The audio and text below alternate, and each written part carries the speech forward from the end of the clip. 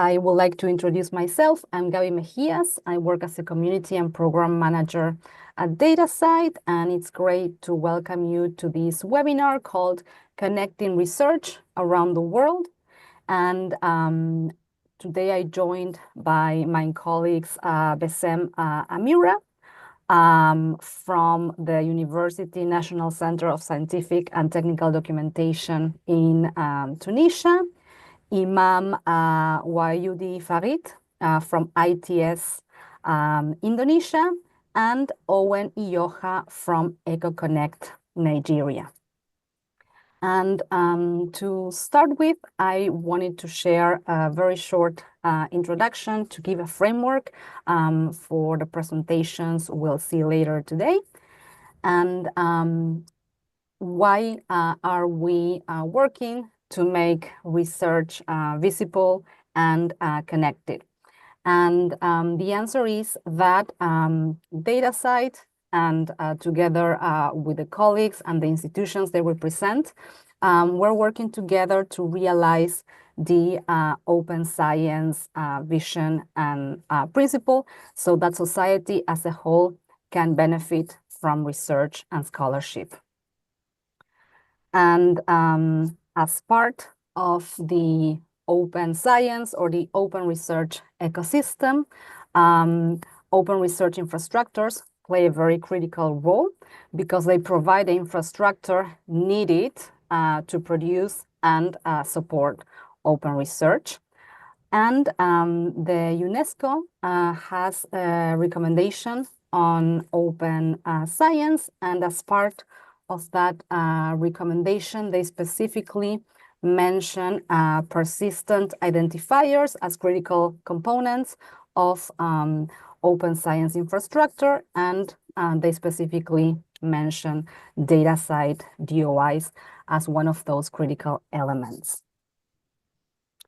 And for those of you who might be new to DataCite, we're a global community of research organizations with a common goal, and that is to make research outputs and resources openly available and connected so that they can be reused to advance knowledge.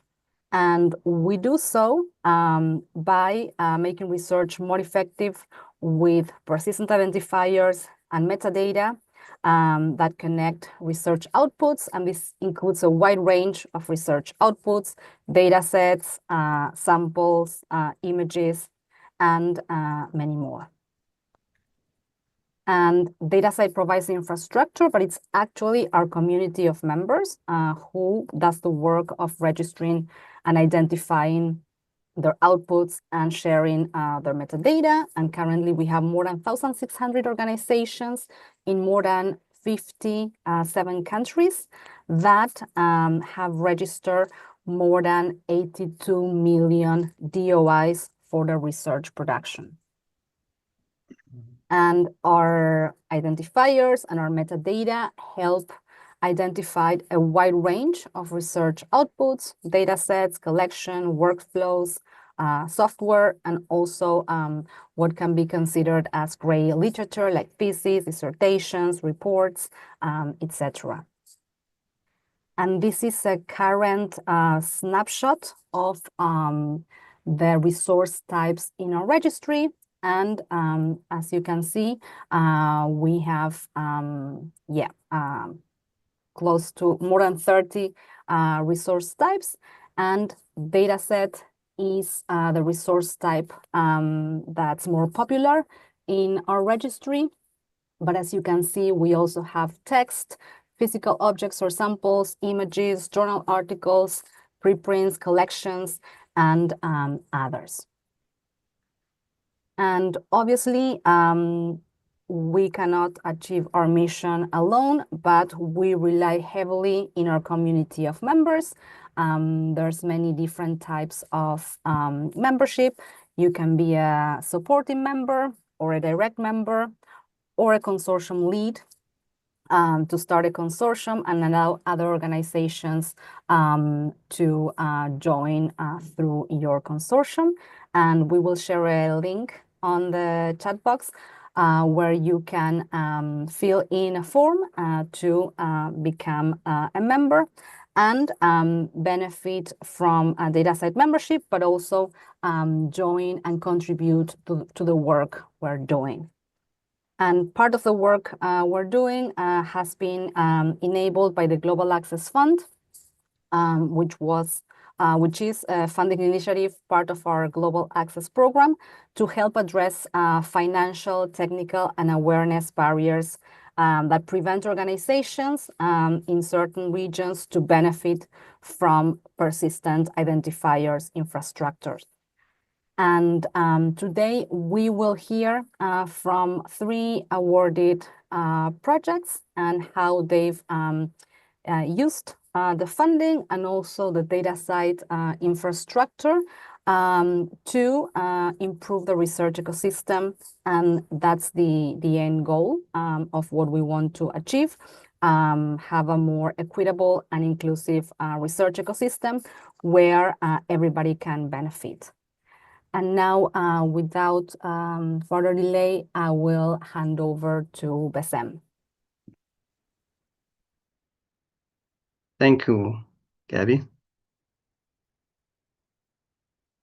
I will try to share my screen.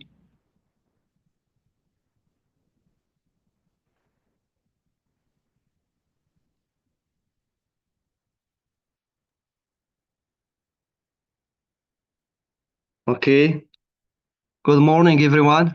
My name is Bessem Aamira, and I am the IT manager at the National University Center of Scientific Technical Documentation located in Tunisia.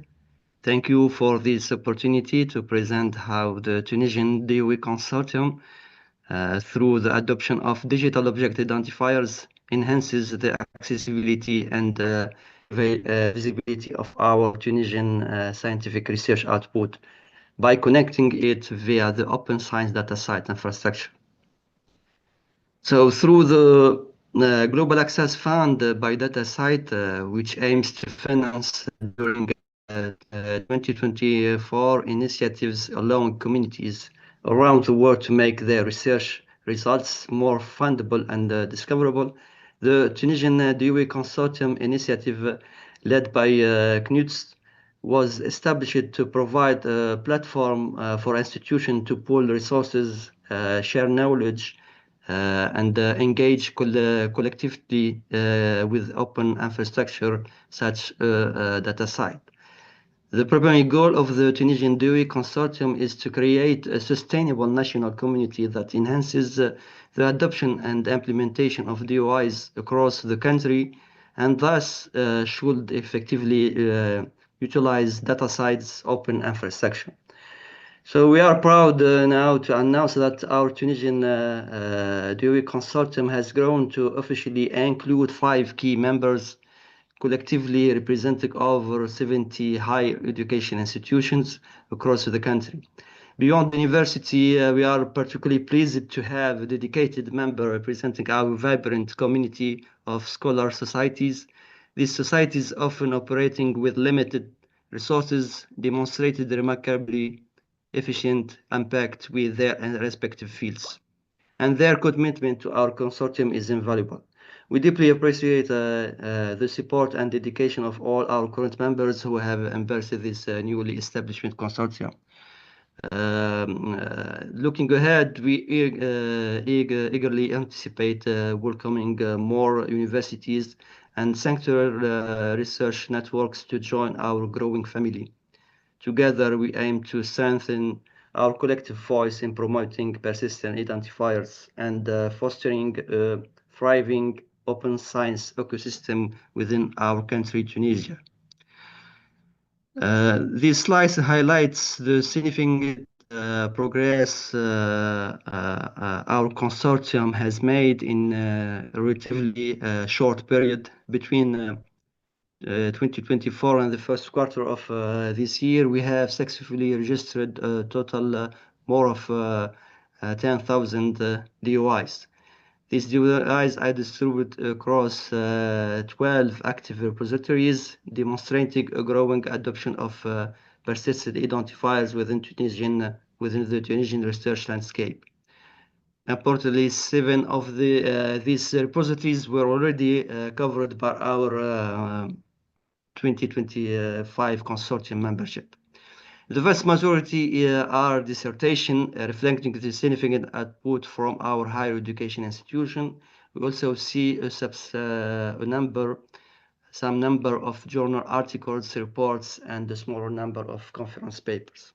This underscores the tangible impact of our consortium in promoting the use of DOIs.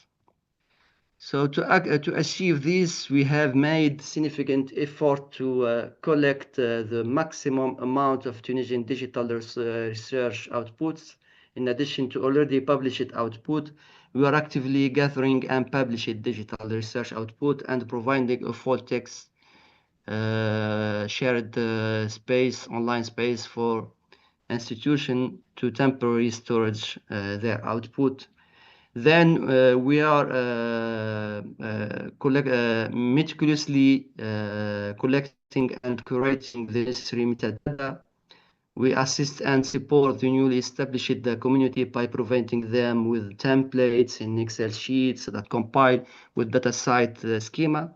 This ensures that all metadata meets requirements, but also aims to improve it with the richest description as possible. Finally, the resources are then migrated to the appropriate metadata schema and in compliance with DataCite model and populated in the digital repository piece.tn. Our activity and effort was focused in integrating these repositories with DataCite infrastructure using DataCite API have been extensive and fruitful. For e-journal integration, we have successfully implemented the DOI plugin within the OGS framework, configuring automatic DOI registration and including also in the workflow process for submissions. For other e-journal platform, we have prepared metadata and performed some transformation in XSFT format to align with DataCite schema. Regarding the build.tn repository, we have implemented the feature to export MARC records to DataCite XML schema, ensuring seamless metadata conversion. Additionally, we have developed some scripts to automate the registration process and to interact with API DataCite. We have integrated also new feature automatic DOI registration within the online submission workflow, which allow Tunisian researchers to self-archive their research output and at the same time obtain a DOI for that. So the following summary outline our systemic approach to managing digital research output with a strong emphasis on automation and adherence to the DataCite metadata schema. As you can see, we handle two main categories: published and unpublished resource, e-journals. Our priority is to automate processing as much as possible, particularly in the crucial steps of assigning and registration DOIs. We achieve this through the DataCite API.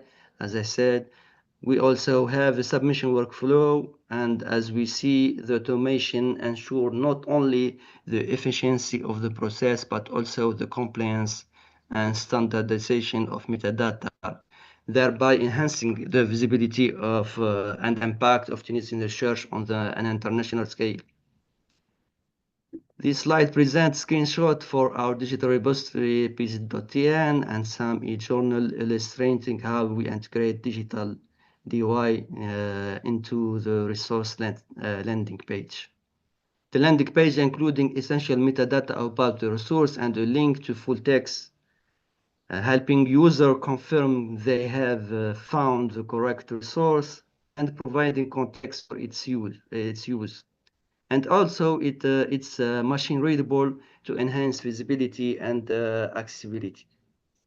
So as the National Documentation Center, metadata is of paramount importance to our mission.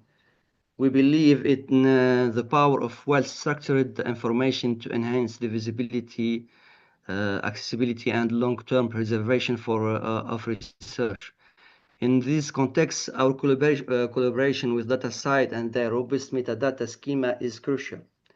This slide illustrates the power of DataCite metadata schema and their metadata in connecting to every facet of the research ecosystem. At the center, we have the research output itself, the core element we aim to identify and track.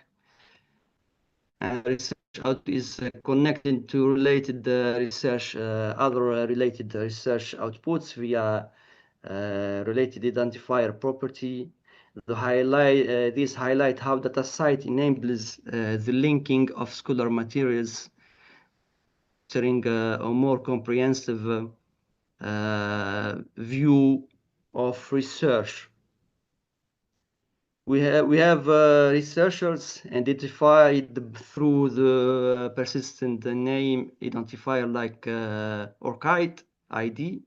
This allows us to accurately attribute work and track individual contributions.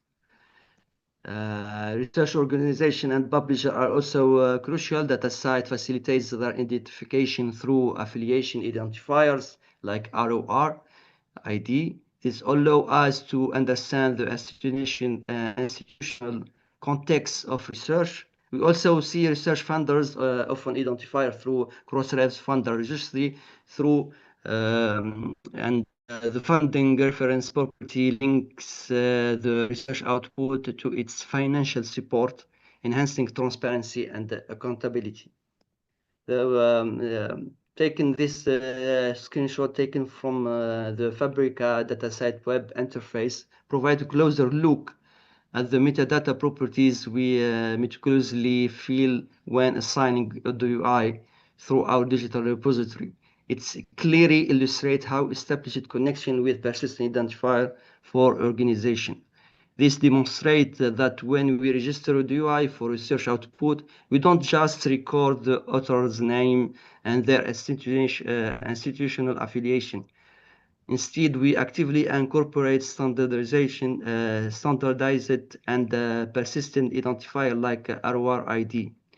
By including these PIDs directly within the DataCite metadata, we create a robust and machine-readable link between the research output and the affiliated institution.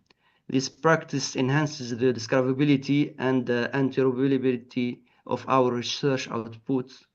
It allows systems and services to accurately identify and aggregate research originating from specific organizations, further solidifying the connection we have been discussing. As a practical exercise to witness this connection in action, DataCite Commons, a tool developed and openly provided by DataCite, offer a powerful platform to explore these previously established relationships and see a concrete use case. This slide showcases the interface of DataCite Commons, highlighting its ability to search across various entities within the research landscape. There is a tabs for exploring works. This allows you to discover research output identified by DOIs. You can search for researchers using their ORCID IDs via People tab, demonstrating the connection between individuals and their contributions. Organizations tab enable you to find research institutions identified by ROI ID, illustrating the organizational context of research. And the repositories section allow you to explore where research output is stored and accessible. So, building on our exploration of DataCite Commons, let's examine a concrete example of how this connection manifests in our Tunisian context. As we discussed, we can indeed search for specific repositories and see the wealth of research outputs they house. We see a search within the repository tab of DataCite Commons, especially for the Tunisian Scientific and Technical Information Portal, as known as please.tn. Below that, still within the repository search, we see two other examples of journals. All these kind of repository below contain some registered works with DataCite UIs. In the left side of the slide, see the detailed profile page of, for the example, this example, University of Sfax, accessible through its error identifier, according to connection previously described. These repositories contribute to the overall research output count associated with the University of Sfax.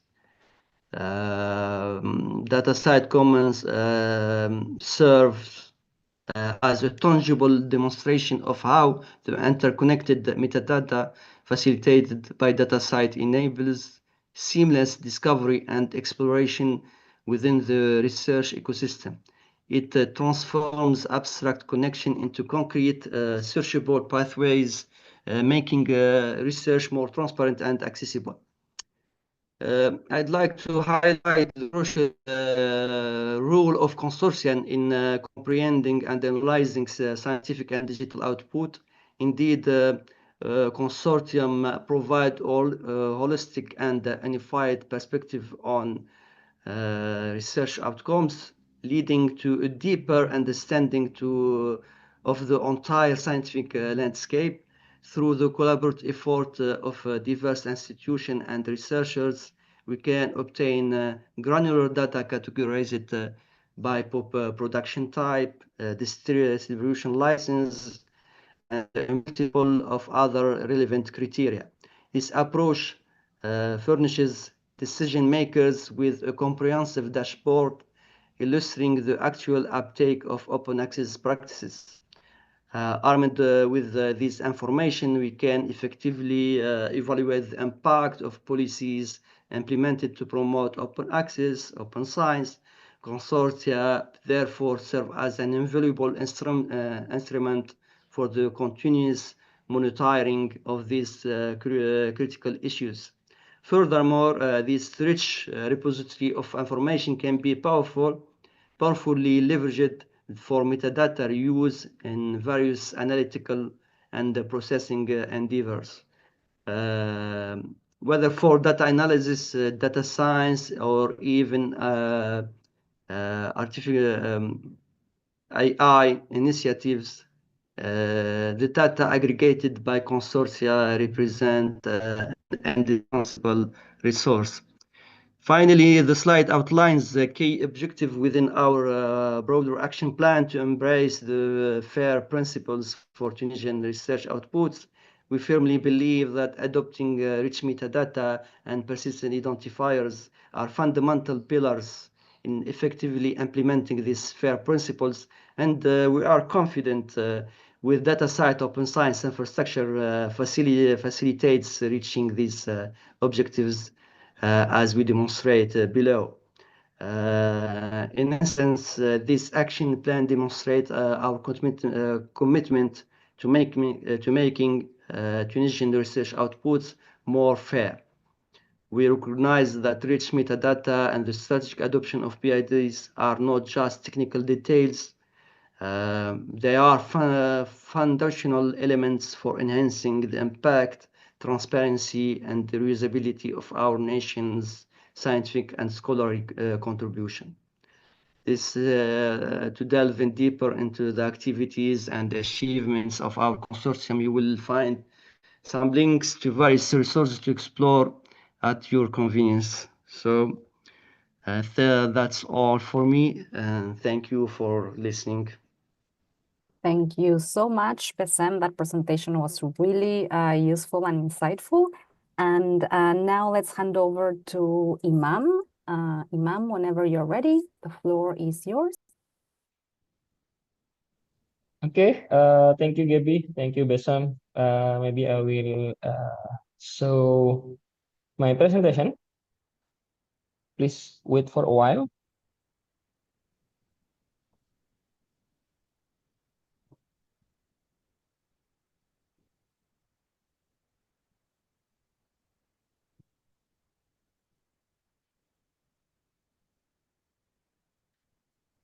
Okay, I would like to start my session.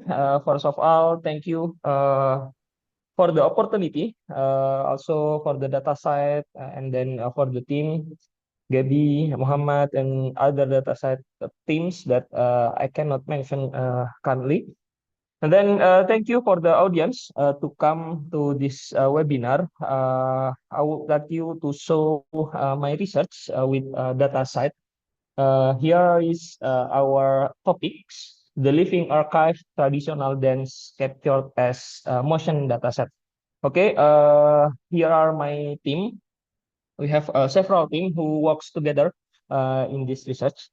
First of all, the background, the traits of cultural heritage.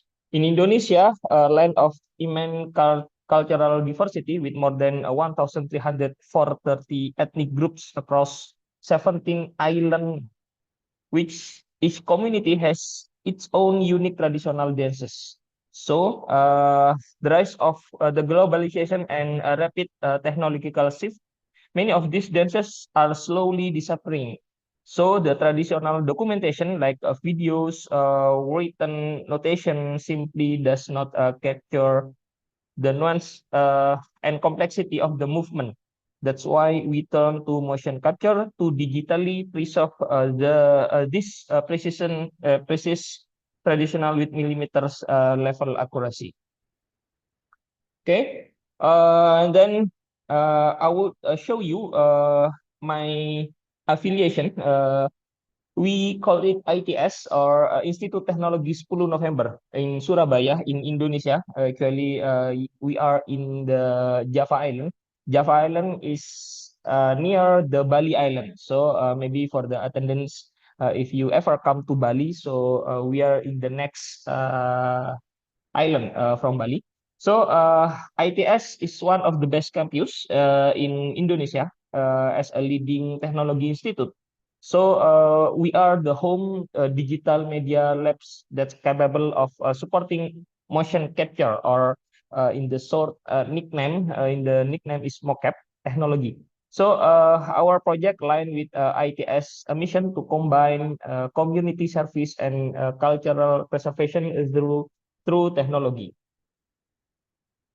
So and then the urgency of using this motion capture first of all is mocap captures precise 3D movement that details with sub-millimetry accuracy.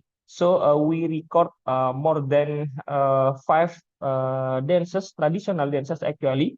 So this motion capture or mockup will show you the precise and then the very accuracy 3D movement. So it is enable biomechanical studies, animation production, and dance training to do it as well. So we started from the traditional dances from Indonesia. This girl from Bali actually, and then we also offers a modern, sustainable solution to archive and reuse traditional dance movement. And then our research objective first is develop a comprehensive mocap repository for traditional dances worldwide. And then the second is provide high quality motion data for researchers, educators, and creative industry, so that the researchers, educators, or creative industry can come to our website and then download it freely. So we can record a lot of traditional dances, and then you can use it as your 3D asset. And then the last is actually for to promote our global cultural collaboration and understanding. In this section, we do the collaboration with the data set. So we also have data sheets that means that data come from ITS. So we have a short name as well in our university. We call it DataCite. And then this is our research methodology. We have 3 points. The first one is use 32 marker optical mocap that we use in 120 Hz sampling rate. And then the second, we document 12 East Javanese traditional dances. So since we are come from the East Java, so we record 12 East Javanese traditional dances. We record the real dancer. So we put like a lot of sensor in his body or in her body, and then he or she will do the traditional dances, and then we record it, and then we convert it to 3D data, yeah. And then the movement validated by cultural and dance expert to ensure the authenticity. So after we record, we show it to the expert. We ask a lot of questions. Is it already correct or not? So they will give some advice. Then we improve our asset or 3D model. And then we documented traditional dance, as I mentioned before, for the example, like Asmara Putri Kirana dancer, also Geger Bumi Wongker, Rara Nigel, Menjang dance, and more. So if you come to East Java, we can show you a lot of traditional dance here that they have their own movement. So it is very interesting in East Java. Not only in East Java, actually in Bali. If you if you come to Bali, there is a lot of like kecak dance and so on. So if you come to our East Java, yeah, you will see our traditional dance. Each dance tells unique stories of love, strength, beauty, and tradition. Also, this represents a diverse range of East Javanese cultural heritage. And then why traditional dances are ideal animation assets?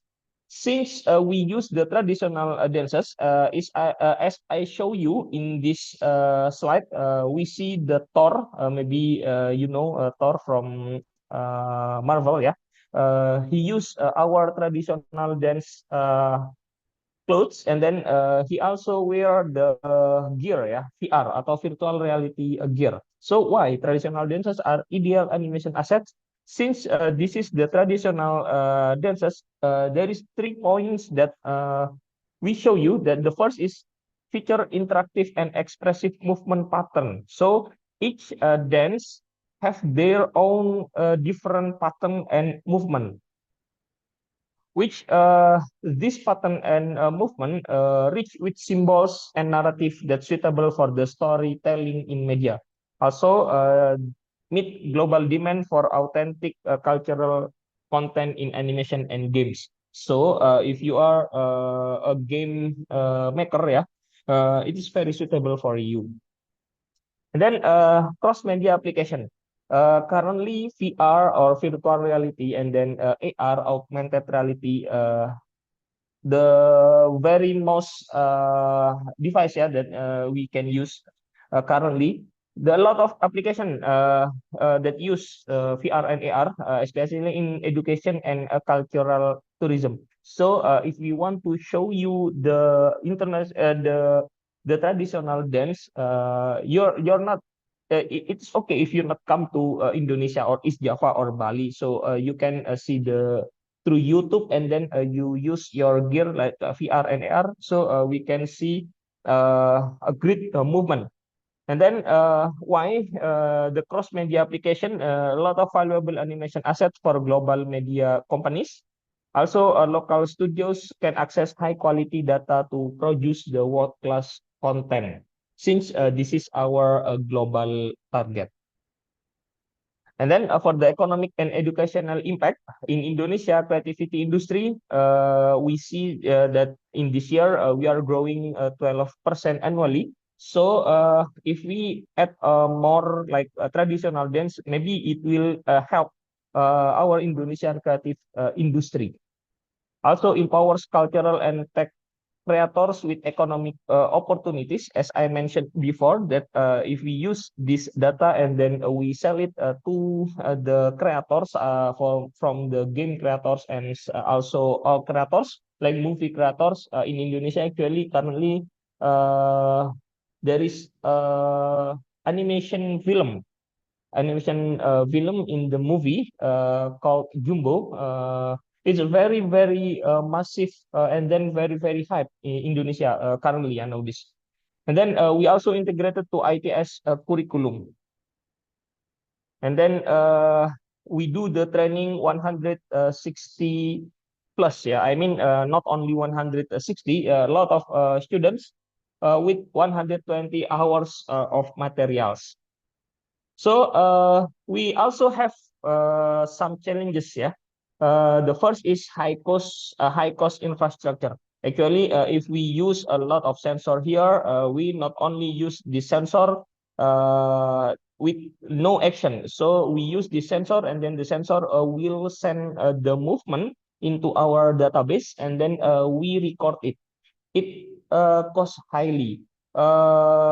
Actually, yeah, we do the collaboration with DataCite. So we very appreciate DataCite to do our research together. Yeah. And then the second is skill gaps between student and creative industry. So sorry. Since we have a gap here, so we should put it one by one step to finish it from the students and also for the creative industry. Also, for the cultural validation, take times to ensure the authenticity, the data. Actually, we hire like expert, yeah, expert from the cultural to do the cultural validation. And then collaboration established involve dancers, choreographers, academics, and technologies. So we do the collaboration not only in the one area, but also we do collaboration first of all also actually for the dancers, yeah, traditional dancers, choreographers, and then the academics. Also, we integrate into vocational schools and the university. Nowadays, maybe vocational schools is look like in the second grade, so we do the collaboration together. So, and then the last is fosters interdisciplinary ecosystem for digital cultural preservation. We start it to do the digital ecosystem. And then for the platform and dataset integration, we use web-based repository. Maybe I will show you in the chat, yeah, in the chat room maybe. Which this web-based repository which with enrich metadata and advanced research. And then the second is integrated with dataset for DOI and long-term dataset management. Also, for the last is ensure global access and sustainability for the dense of motion dataset. And then international recognition publication. We will make this dataset and work into scientific paper since we are come from the university. So currently we do the scientific paper that we will submit to a reputable international journal. Actually, our target is Scopus with quartile 2. Yeah, maybe some of you come from the academic area.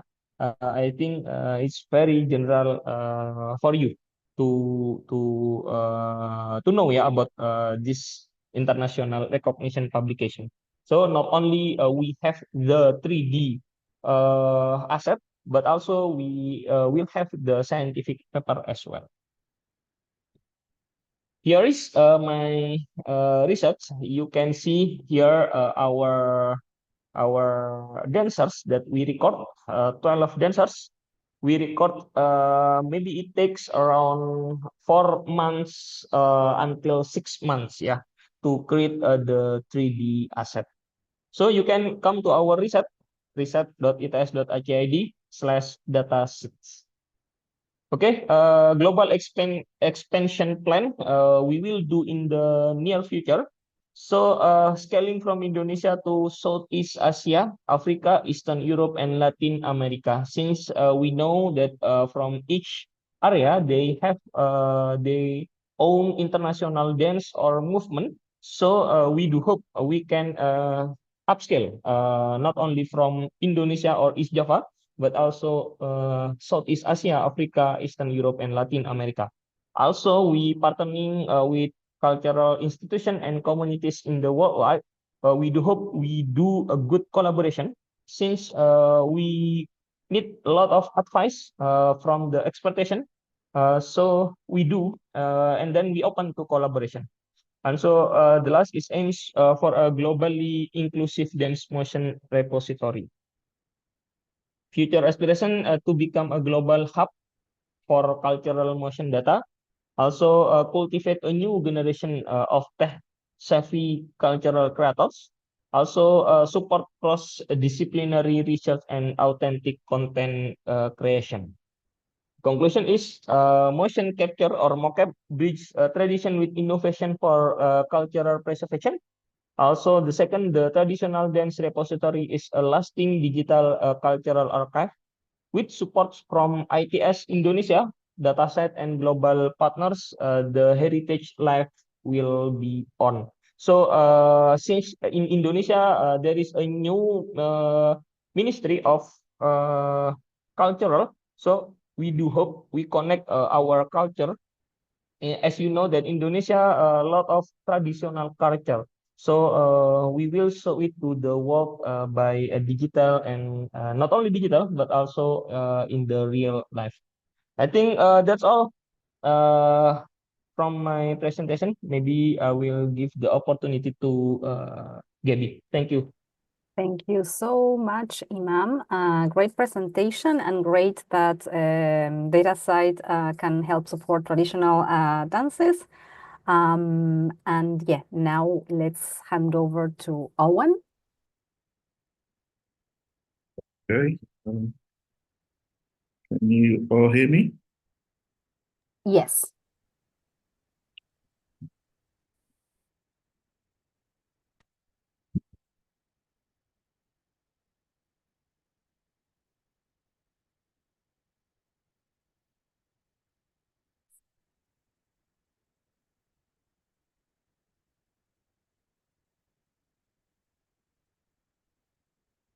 Right.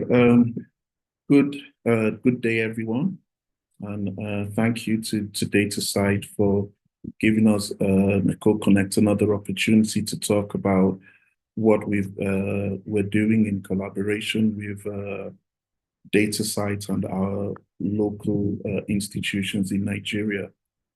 Bessem and Imam's presentations were really quite excellent, and so mine will be relatively a bit boring compared to their presentations. Anyway, my name is Owen Iyoha, and I work for an NREN in Nigeria called Eko-Connect Research and Education Initiative. And we became a consortium lead for DataCite, I think at the very end of 2023, as it basically complemented the work we do with higher education in terms of pushing the adoption of open science and open access. And so the opportunity came in 2024 to be a beneficiary of the DataCite GAF funding. And when we put in our submission for applying for the GAF, we were thinking, what was the best thing? How could we really embark on a project that would give the best impact and drive the uptake of DOIs and PIDs in Nigeria? Because there'd been this challenge that apart from maybe small journal publishers, higher education institutions were not seeing the benefits of assigning DOIs to their scholarly outputs, be them dissertations, data sets, and other data types. So we find that in Nigeria, despite the fact that there are a huge number of universities, many of them have deployed institutional repositories and various other publishing platforms. The actual uptake and use of DOIs and page generally was still relatively low considering the size and potential of Nigeria. So we thought that, well, rather than maybe trying to embark on a project that focused on the higher education sector, because that's an area that Eko-Connect will and always work in, we thought, well, let's look at some other sector in Nigeria that also requires open access infrastructure and PIDs to also enhance their ability to collaborate, do research, and increase visibility. And so that informed us basically looking at working with the Nigerian museums, which falls under a body called the National Commission for Museums and Monuments. So we know that the museums, there are about 53 in number in Nigeria. They have museums across the country and have all of these cultural artifacts as depicted in this picture in their museums. Very few of them are on display because of the lack of space to put them out there. And the conditions under which these artifacts are being stored are very poor. So we're finding that a lot of the artifacts are in poor condition, and the cost for having the appropriate storage facilities to preserve them wasn't there. So we approached the National Commission of Museum and Monuments, which is basically a parastatal or department under the Federal Ministry of Arts, Culture, and Creative Economy, and proposed to them that, well, they have a vision to digitalize all of these artifacts, but they weren't quite sure what they were going to do subsequently after they digitalized them. So we proposed a collaboration in which Eko-Connect would work with the NCMM to basically develop open access repositories for the various museums, starting with one of the biggest museums, which is the Lagos Museum, and as part of the DataCite GAF project. And the idea being here was that while we undertook digitalization of various artifacts and documentation that these museums had, the idea would be to store them in an open access repository. We currently use DSpace at the moment, and then leverage the DataCite API so that for every item and article that was uploaded into the repository, they'd automatically be assigned an IGSN, or International Generic Sample Number, which is really the kind of equivalent of a DOI for physical objects. And so by engaging in this project, we were basically helping to achieve the vision and mission of the Nigeria National Commission of Museum and Monuments to preserve Nigeria's cultural heritage, and also overcome some of the challenges that they had with storage of these physical artifacts. Many of them, because of poor storage, have gotten into a kind of poor state. But also at the same time, obviously, leveraging the IGSNs and the surrounding ecosystem that DataCite provides, increase the visibility of these cultural artifacts through the repositories, and hopefully showcase to the world and to the museums themselves how visibility could actually enhance potential collaboration with other interested parties locally and around the globe. The globe.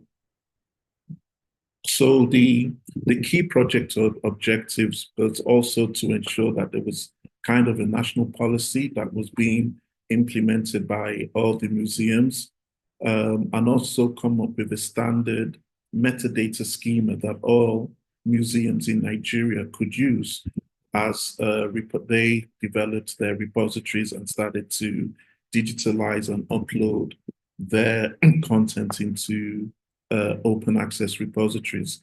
So those were the specific goals of the GAF project, to basically preserve and promote Nigeria's cultural heritage through the use of digital infrastructure that also involved the use of data sites, IGSNs, DSNs, and other wider infrastructure that DataCite offers.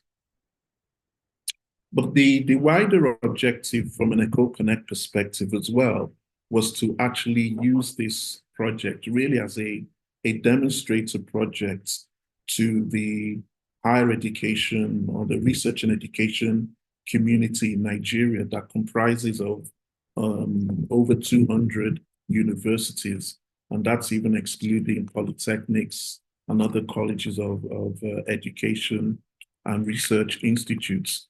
So the potential for the use of PIDs and DOIs in Nigeria is huge. And we have a huge population of over 200 million people. So the potential is really big, but Nigeria has been underachieving in terms of its potential.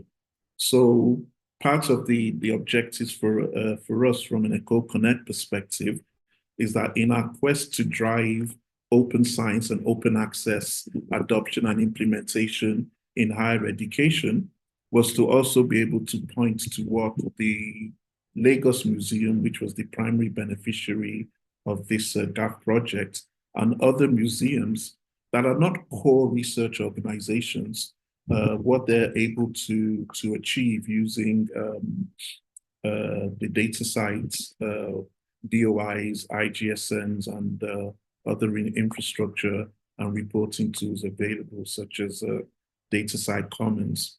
So, so as this slide highlights, we want to be able to integrate open access infrastructure with PIDs.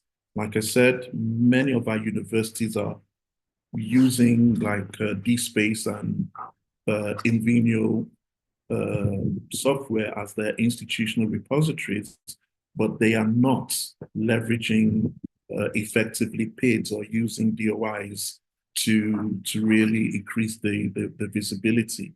So we are hoping that the objective was that through this GAF project, the awareness would become wider among universities as they saw what was happening with museums, so that there becomes a greater adoption, so that the huge potential that's really in Nigeria can actually be realized. I wasn't quite sure into what detail I should go with in terms of what we've done, because we've had many presentations in the last year. Sorry, Owen. Yes. Sorry to interrupt, but we're running a little bit. Yes, I'm going to race through my presentation. Is not too long, so I'll quickly summarize.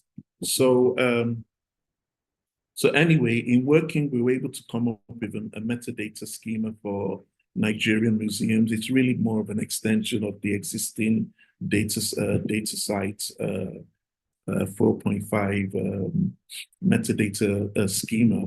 And these slides just show some of the work that was done in digitalization. And I must emphasize that some of this work had to be done under very difficult conditions because of challenges with infrastructure that we have in Nigeria, particularly with power. So a lot of the capturing of the pictures and things were done outside in sunlight just to make sure that that happened. But in any case, the deployment was done, and the Lagos Museum.ng website basically houses most of the artifacts, and it's an ongoing development. So the Lagos Museum itself has about 20,000 physical objects, and by the time we hope that the other museums come on board, we estimate that over 300 physical objects will be stored in various repositories. So in terms of the sustainability post the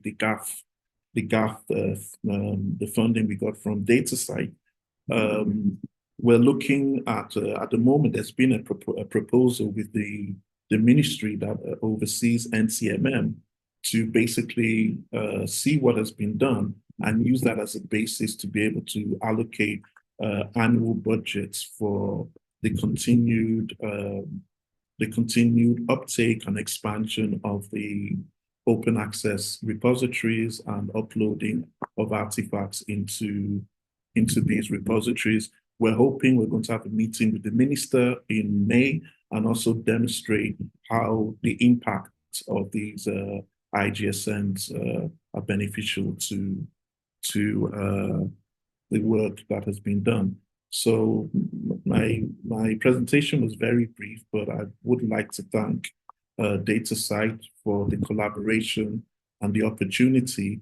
And we really are expecting to see a big uptake in the rollout and adoption of DataCite infrastructure and open access repositories as we go into Q3 of this year. Thank you very much. Thank you so much, Owen. And yeah, great to see the progress being made in Nigeria to digitalize museums collections. And now, I'm sorry, we're running a little bit ahead of time, but we do have some time for questions. And there's actually one for all speakers. So I'm also going to call Imam and Bessem. Thank you for sharing your projects. Are the museums and universities involved in the project linked to the dataset using ROR? And I think Bessem mentioned on the presentation that, yeah, they are already using ROR, but would be interested to hear from Imam and from Owen how you're using ROR, or if you're planning to use ROR as part of your projects. Yes, well, obviously, from a Nigerian perspective, with the repositories that we hope to roll out, we actually have right now three universities that are about to join the consortium. I think they'll be joining at the same time, and they basically all use DSpace as their open access repository. Now, fortunately, DSpace inherently the use of RAW is actually an integral part of their schema, and we're also trying to explain to the universities that are so adamant that they need visibility, that, you know, we're trying to explain to them that fair compliance involves being able to use as many of the PIDs as possible. So by default, we're trying to make sure with policy, when outputs are uploaded into the repository, then the authors must have an ORCID ID. The institution must use its ROR ID, and any outputs that are put into their repositories must acquire a DOI as a matter of policy. So I think from a Nigerian perspective, it's really about trying to drive the policy to use these PIDs and create more of the awareness.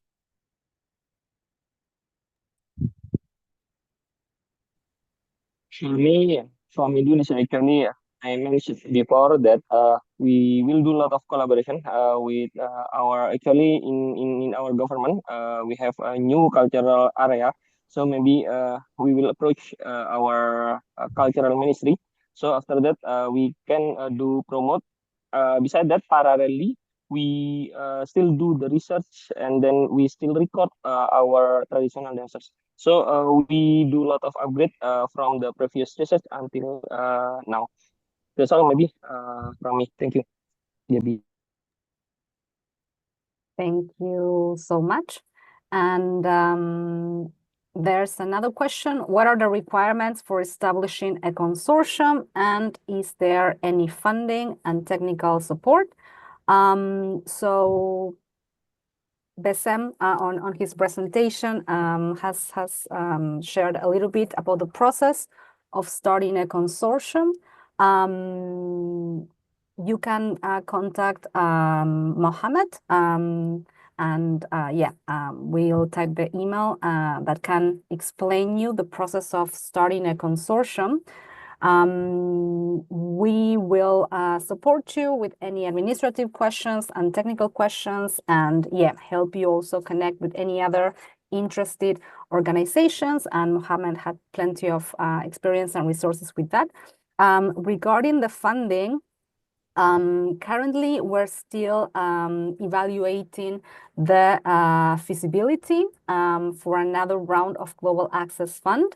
So we'll make further announcement once our leadership has more details. And of course, we will communicate it broadly with the community through our social media channels and newsletter and more. So thank you so much for that question. And if we don't have any other questions, I would like to thank our speakers from today. Bessem, great to hear your progress in Tunisia, starting a consortium, and that, in 1 quarter, you've already reached 10,000 DOIs. That's great progress. Imam, thank you so much for your very lively presentation and your slides showing us the pictures and the process, and great to know that you plan to expand collaboration to other regions with your mocap project. And Owen, thank you so much for sharing the progress you've done in Nigeria, and we hope you can continue also expanding the digitization of museum outputs in the country and beyond. Why not? So thank you all for participants for joining, and we will share the recording and the slides per email. Thank you so much. Bye-bye.